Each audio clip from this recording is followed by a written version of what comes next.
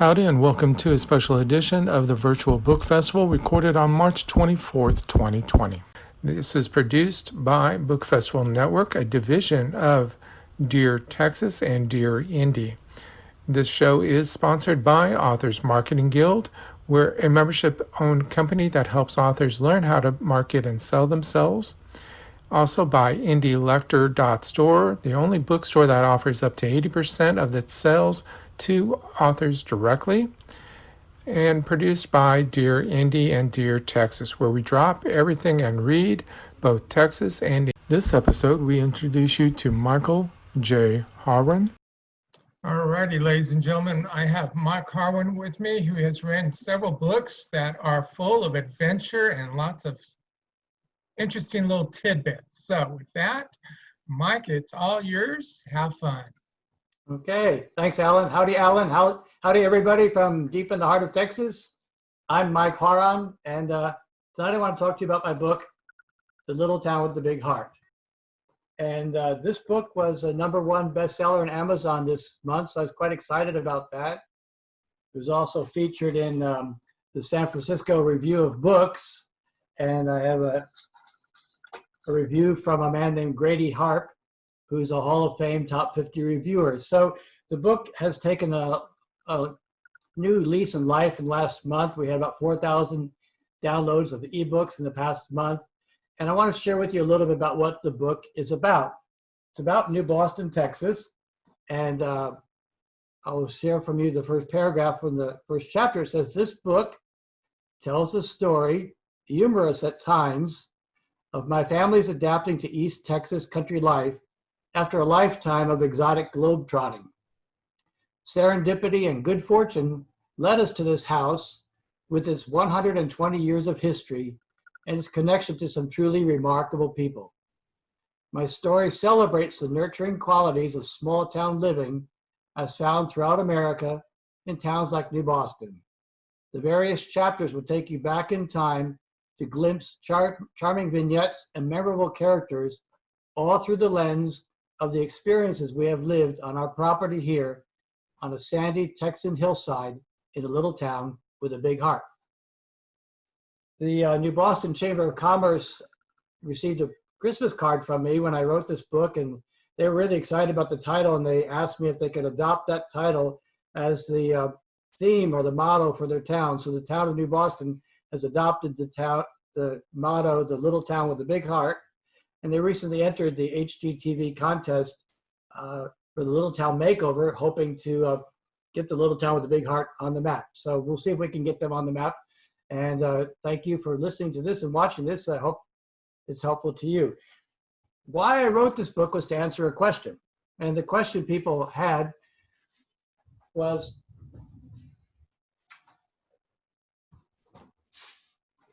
when they read my first book, Entertaining Detours, and they said, Mike, you lived all over the world, 30 different countries, you're attacked by baboons, you had the Chinese army after you. How on earth did you ever end up settling in New Boston, Texas? And I said, well, that's a good question. And there's a good answer to that, but it turned out to be a rather long answer, and it prompted me to write the second book in my series of the True Tales trilogy. The first book was Entertaining Detours. It talks about my adventures overseas in countries like Poland and Hong Kong, Australia, and just some of the bizarre things I had the experience and the opportunity to enjoy or to entertain. And then, so as I wrote the book about New Boston, I shared what it was like coming from living in cities like Tokyo and Dallas and Los Angeles, New York, and living in a town of about 4,000 people, and where things were moved a lot more slowly. And usually the first thing people said when they met me was, you're not from around here, are you? Do I know your daddy or your mama? They're not from around here either. Well, who do you know here? Well, we moved into the town and we didn't know anybody. We literally did not know a person. So I went with my life savings from being a volunteer missionary, about $200, and made a deposit in a checking account downtown. And lady said, oh, well, what have you been doing? And I said, well, I'm traveling around the world as a missionary. And she said, well, you need to meet Ron Renner. And I said, well, who's Ron Renner? Didn't know him from the Man on the Moon. And she said, well, he's a missionary. He was in Okinawa for years, and everybody here knows Ron Renner. And look, here he is coming in the door right now. So he walked into the bank and they introduced me to him, and he said, well, where are you living? And I said, well, I really don't know my way around, but I'm up this street and there's a house here and it's got some brick buildings on it. And as I described it to him, his eyes got real big. He said, well, that's my house. That's my old house. That's where I was born. That's where I grew up as a kid. And he said, well, what day did you arrive? And I said, well, we arrived on January 12th. And his eyes got even bigger. He said, well, that's my daddy's birthday. That's his dad had passed away, and his mom had lived in this house for a number of years until she couldn't live there anymore. And now here we were living in their house, and we became friends with this family called the Rinnerts, and they were very well known because they had a poultry farm. And everybody about my age and younger remembers coming here as kids to see the farm, to get chickens, to get eggs, to get feed. And so we kind of landed in a celebrity spot, not knowing it at the time. As I said, we didn't know anybody when we came to the town here, but the town very quickly opened their hearts to us. And in the book, I talk about the different experiences we had getting to know the people here in this town. And as I started talking to some of these people, some of them in their 80s, they all had stories, and they all were telling me, Mike, you know, it's really important that young people listen to the older people, because someday those stories they have in their heart will be gone. And unless they're recorded, they'll be gone forever. So I made that a project of talking to these different people. And each of the chapters in my book is about a different event. Somebody who shared something that was important to them. And some of the stories go back 100 years, and some of them are just, you know, the last 20 or 30 years. But it's a collection of oral history and something that we ended up just being stuck right in the middle of. And so that's how the book came about. It's each chapter is a different story. It's the second book in my True Tales trilogy. And I wrote this book in answer to that question of why are we in New Boston? We landed here. We thought we'd stay for a few months and see if it would work. And we've been here 20 some years now, and have no intention to leave. We've become well known, and we have hundreds of dear friends here. And it really is a little town with a big heart.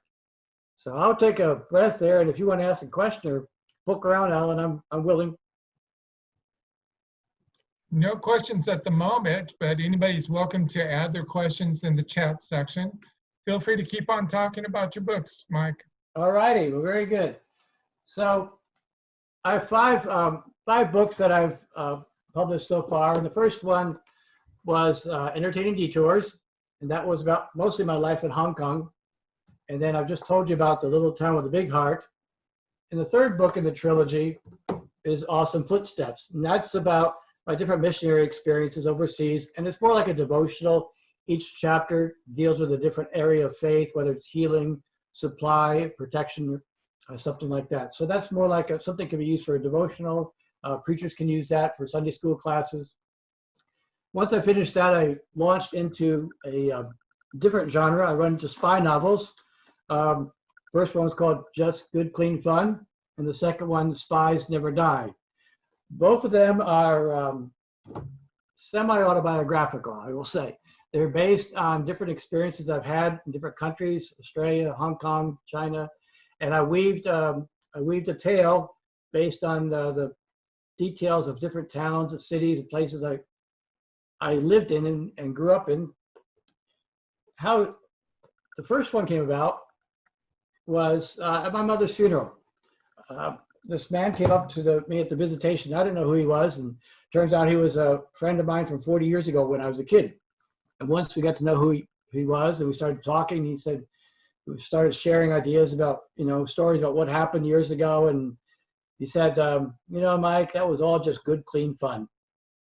And I kind of got a little ding, and my hair on my arm stood up and said, hey, that's the title, Mark, that's the title of the book. And now I just have to come up with the plot.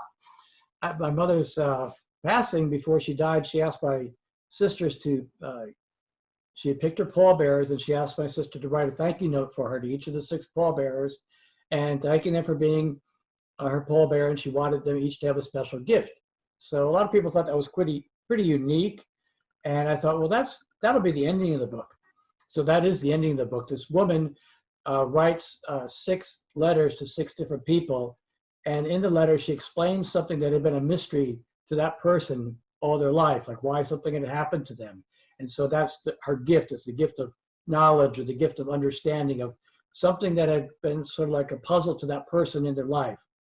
So I had the title and I had the end, and I thought, well, now we just need a premise. I said, well, what if we have a couple of childhood friends that get separated when they go to college, they get recruited by the CIA, and they work in different branches of the CIA, not knowing each other until they meet up 30 or 40 years later.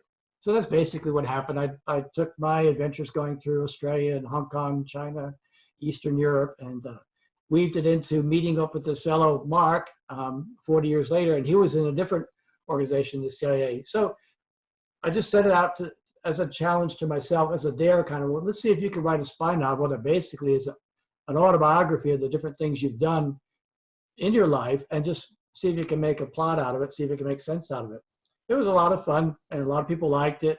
My sister really liked it. She said, I put her as one of the characters, and she said, well, I really like that, and I'd like you to write a sequel. So that would make the sequel is Spies Never Die. And what happens is this CIA agency gets disbanded by the CIA, and all the agents are fired or retired, and they decide to keep spying anyway. So there's 7 different spies, and they each have 7 different adventures. One is in Poland, one is in East Africa, somewhere in Australia, and so on. And then in the end, they have like a reunion. They all get together and come back together again many years later, and kind of share their tales. And there's a mysterious person that arrives at the end, who maybe leaves the door open for another follow-up book to come from there. Each of my 5 books, I would say I never intended to write. I gave a talk at an authors convention recently about the author that was stalked by stories. You know, people say, oh, authors always looking for stories.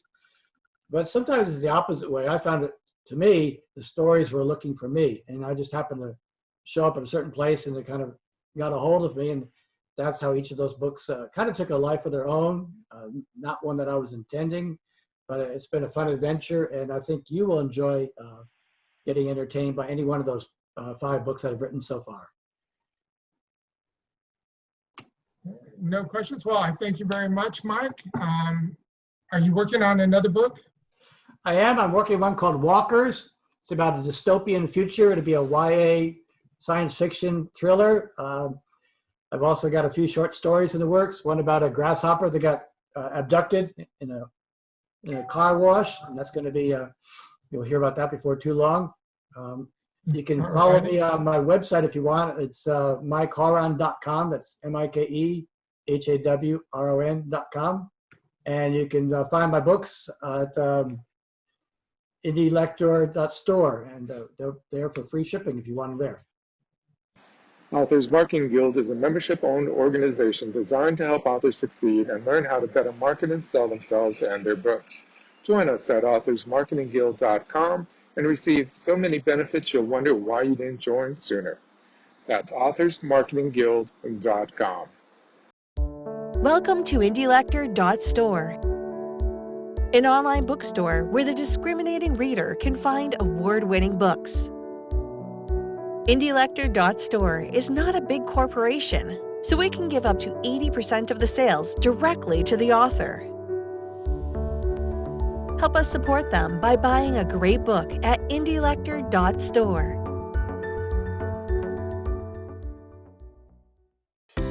The 5th Annual Authors Marketing Event. 2 days of live seminars in marketing for authors. The only organization that certifies authors in marketing. Live and free to the first 100 authors registered. Sponsored by Bubblish, empowering entrepreneurs, and Indie Lector Store, paying authors for their fair share. Head to www.2020.authorsmarketingguild.com today.